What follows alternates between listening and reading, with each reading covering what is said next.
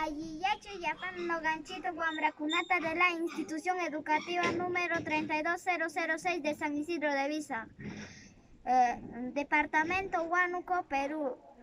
Kushishkaya Mashaykipita útiles escolares. Maquita Churashka Corazón Neman Nogakuna ni gracias. Ahora le voy a decir en castellano. Buenos días con todos los presentes.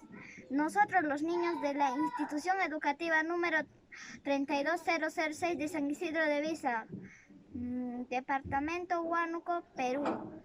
Estamos felices porque nos han donado nuestros útiles escolares. Con nuestra mano en el corazón les decimos gracias.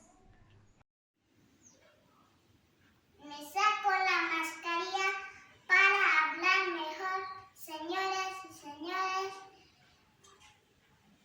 que nos han obsequiado nuestras útiles escolares.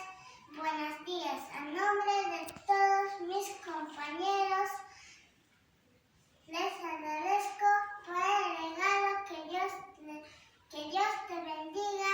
Muchas gracias. ¡Muchas gracias!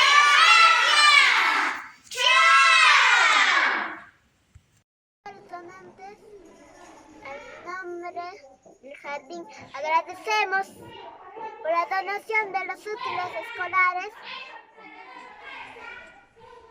Invita a seguir estudiando.